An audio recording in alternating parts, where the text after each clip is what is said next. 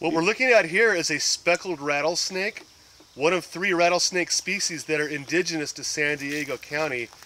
These only occur at the northern end of San Diego County and on into Riverside County.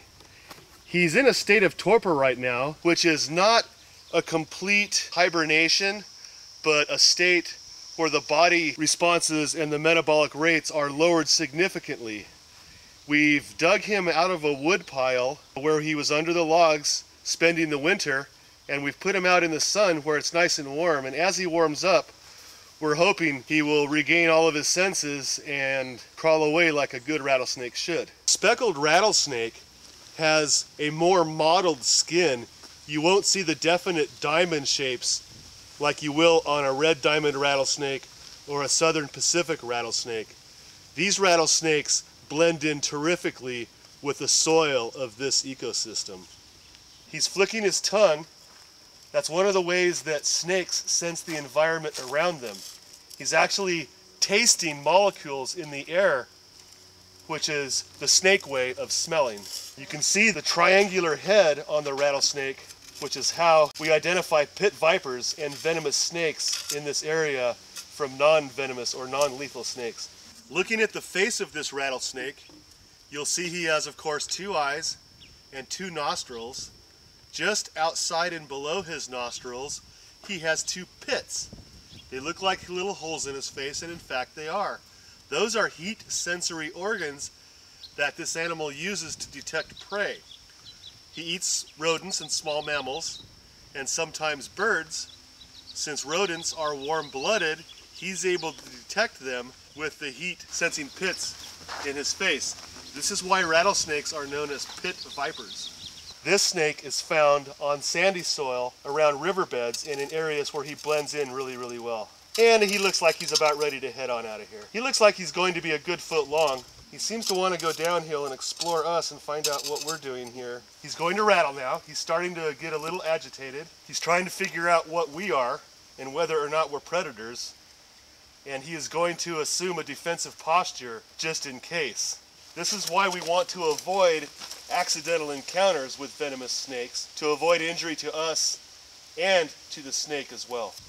Again, this is normal behavior for a rattlesnake that's feeling threatened. Rattlesnakes do not chase people. They do not seek out conflict with human beings. They try to avoid it at all costs, which is being demonstrated by the snake's behavior right now. There's no reason for human beings to ever fear rattlesnakes.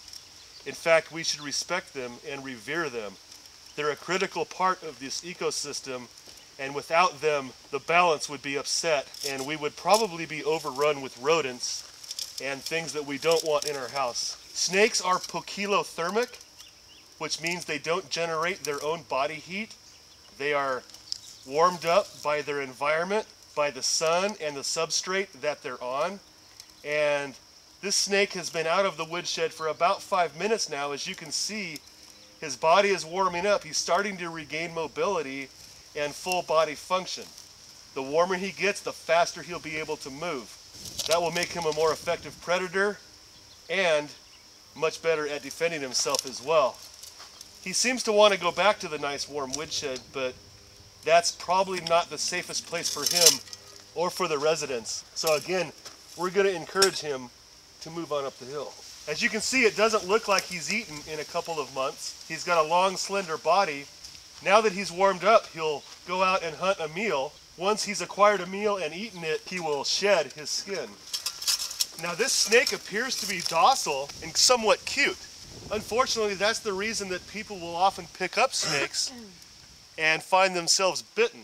This is actually one of the more aggressive snakes in this ecosystem. His venom is a little more potent to human beings than the red diamond rattlesnake or the southern Pacific rattlesnake. And when they're agitated, they're a little bit more likely to bite than the other two. So again, we're not going to agitate him. We're going to encourage him to move on about his way. Rattlesnakes are mostly diurnal, but on a hot summer night, it's not uncommon to find these out hunting.